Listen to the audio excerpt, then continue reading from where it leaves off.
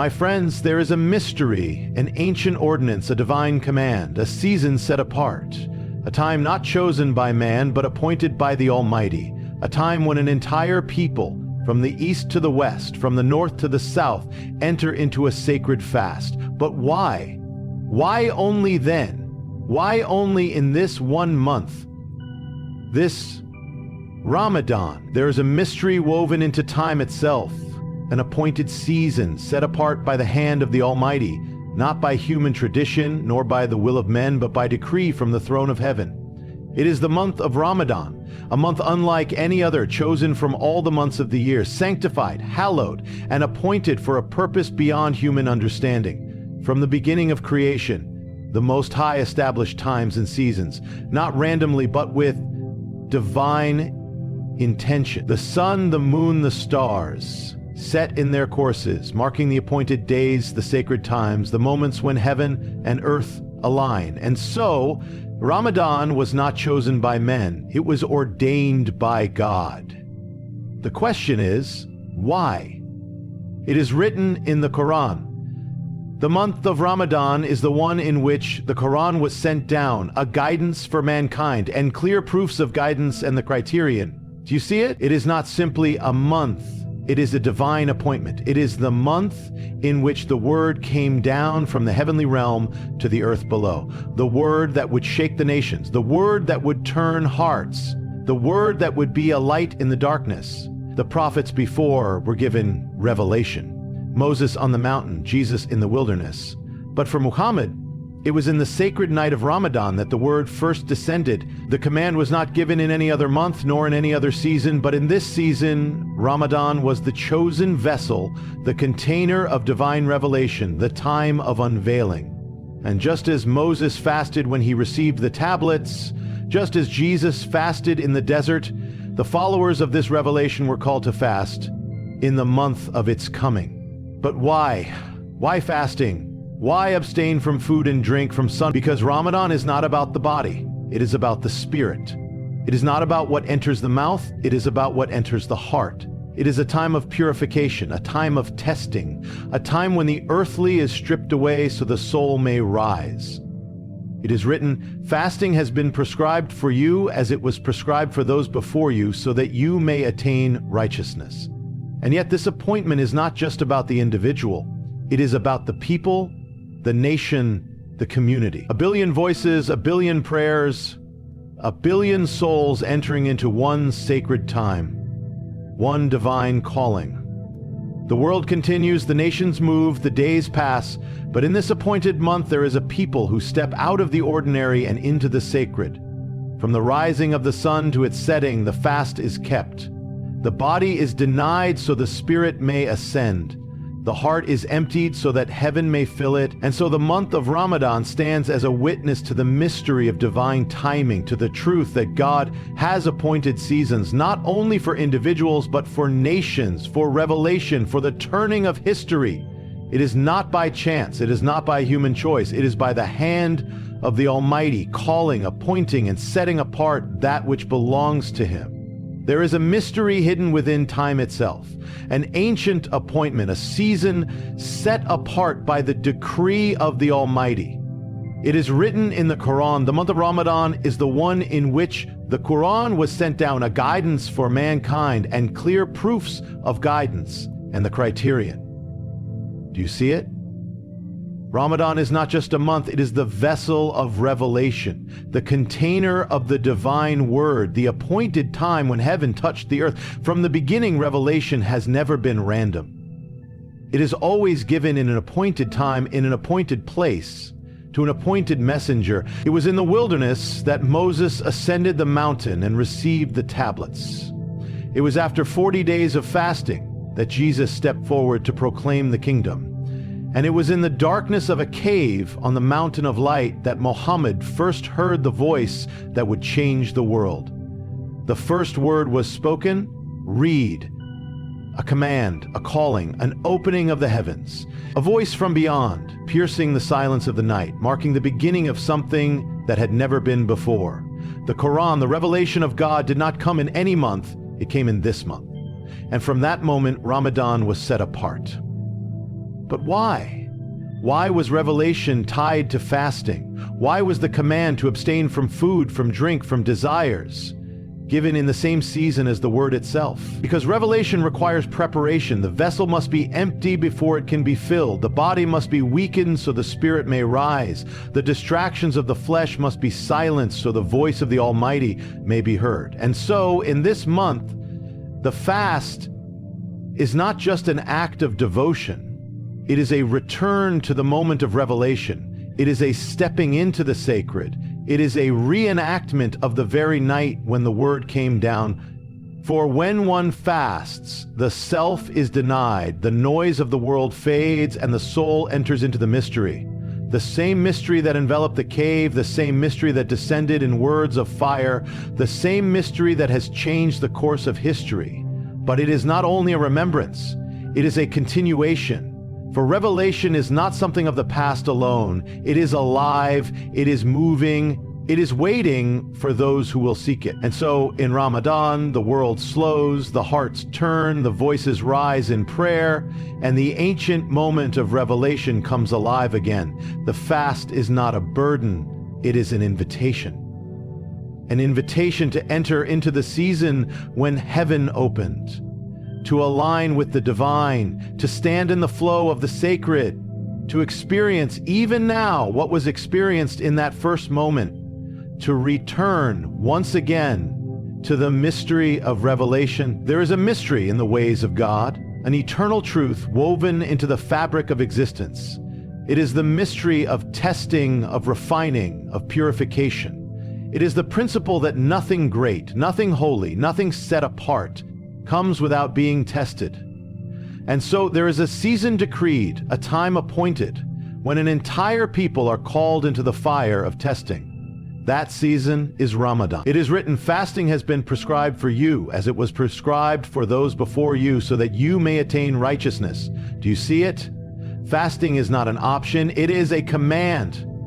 It is not simply a tradition, it is a prescription, a divine ordinance, a calling to something higher. But why? Why is the fast given? Why is the struggle ordained? Because without testing, there is no purification. Without purification, there is no transformation. And without transformation, the soul remains bound to the things of the earth. Look at the prophets, the men of God, those called to walk in the ways of heaven. Did they not all pass through the fire of testing? Moses ascended the mountain and fasted 40 days before receiving the law.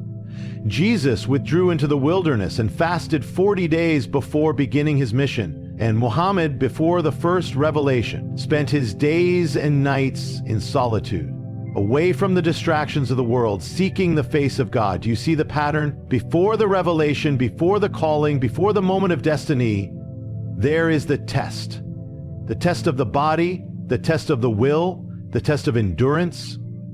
Because the flesh is strong, the desires of man are many, and the distractions of the world are endless. But in fasting, those things are stripped away.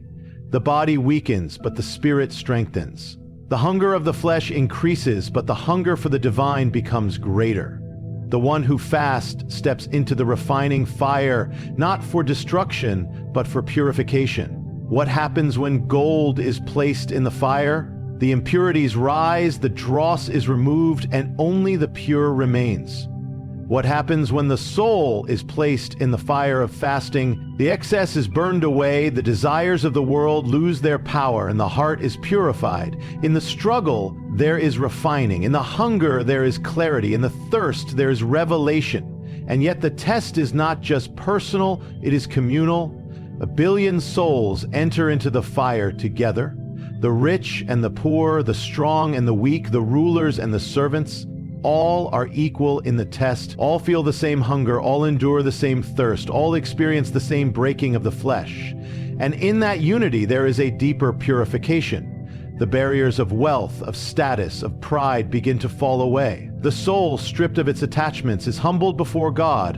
And so Ramadan stands as a witness, a time decreed from the beginning, a season when the children of God step into the fire, not to be consumed, but to be made pure. There is a mystery in worship, not just in the act of devotion, but in the coming together of souls, the gathering of voices, the unity of a people bound by a single purpose. Worship is not just personal, it is collective. It is not just an individual act, it is the convergence of many hearts, many prayers, many lives into one. And nowhere is this more powerfully seen than in the month of Ramadan. 1 billion people scattered across the earth, from the deserts of Arabia to the jungles of Indonesia, from the mountains of Central Asia to the cities of the West, all entering into one sacred time. Different languages, different cultures, different nations, yet all observing the same fast, praying the same prayers, seeking the same Creator. The world moves as usual, the nations rise and fall, but in this appointed month, a people step out of the ordinary and into the sacred. And in that stepping, something happens. Individuals become a body, separate lives become one. It is written, "Indeed, this nation of yours is one nation, and I am your Lord, so worship me." Do you see it? The call is not just to worship, but to worship together. The fast is not simply a personal discipline, it is a collective calling. The hunger is not just for one, it is for all. The breaking of the fast is not just for the individual. It is a shared moment, a communal experience, a sign of a deeper reality. When the sun sets, 1 billion hands reach for their first sip of water. 1 billion hearts lift their voices in prayer. 1 billion souls stand side by side in the night, reciting words that have echoed through centuries. It is a unity, not of man, not of human design, but of the divine. A unity that transcends borders, overcomes divisions, and binds together a people not by race, not by wealth, not by status, but by faith. What happens when a people come together in worship? The burdens of the individual are carried by the many. The struggles of one become the prayers of all. The divisions that separate are stripped away, and what remains is the truth that all are equal before God. The rich and the poor, the powerful and the weak, the scholar and the laborer, all bow in the same direction, all stand shoulder to shoulder, all declare the same words. And yet, the unity is not just of the body, it is of the spirit. The one who fasts in the mountains of Morocco is connected to the one who fasts in the streets of New York. The one who prays in the deserts of Arabia is linked to the one who prays in the mosques of Malaysia. Though separated by distance, they are bound together in the unseen. Their prayers rise as one, their devotion moves as one, their worship ascends as one. And so, Ramadan stands as a sign, a witness to the power of unity. Not a unity of man, but a unity of worship, a unity decreed by the Almighty, a unity that has echoed through generations and will continue until the appointed time. There is a mystery in the unfolding of time, in the turning of seasons, in the cycle of days and night. The universe itself moves in cycles. The sun rises and sets, the moon waxes and wanes, the tides flow in and out, the years begin and end. Nothing in creation is without order, without rhythm, without completion. And so the month of Ramadan is not just a month of fasting, it is the completion of a divine cycle, the fulfillment of a sacred journey, the closing of one season and the beginning of another. From the first night of Ramadan, the journey begins. The body is tested, the soul is refined, the spirit is awakened. Day by day, the hunger grows, the thirst deepens, but so does the closeness to the Almighty. The distractions of the world begin to fade, the heart begins to quiet, and the soul begins to ascend. But it is not immediate. It is a process, a path, a cycle that must be walked in full. It is written, "And complete the fast until the night." The fast is not to be broken before its time. The process is not to be interrupted. The cycle must reach its fulfillment. It is in the full journey that the purpose is revealed. It is in the full endurance that the reward is given. It is in the full completion that the transformation is made. Look at the ways of the Almighty. He does not begin a thing without bringing it to completion. The creation of the heavens and the earth was not left unfinished. The revelation given to the prophets was not abandoned midway. The sun does not rise without setting, and the moon does not begin its course without fulfilling it. So too is Ramadan, a cycle that must be walked from beginning to end.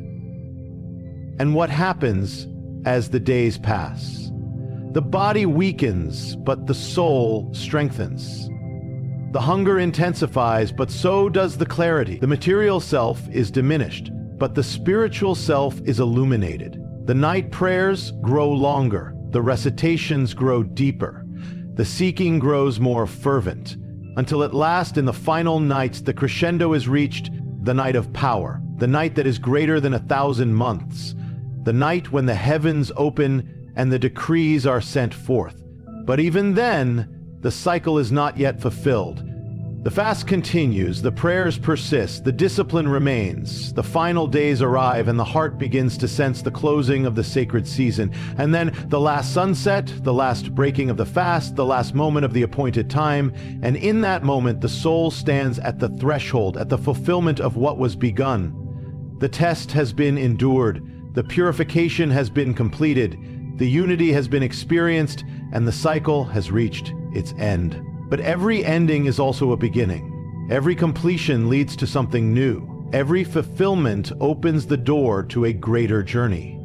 The fast is over, but its purpose continues. The season has ended, but its impact remains.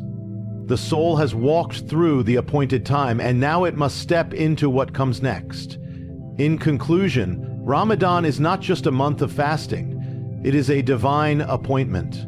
A time of revelation, a season of testing, purification, unity, and fulfillment. It is the month in which the Word of God was sent down, the time in which the soul is refined through hunger and thirst, the moment when millions stand together in worship. Muslims fast in Ramadan because it is the sacred vessel chosen by the Almighty, the cycle ordained from the beginning, the test that leads to transformation. It is not merely about abstaining from food, it is about ascending toward the divine.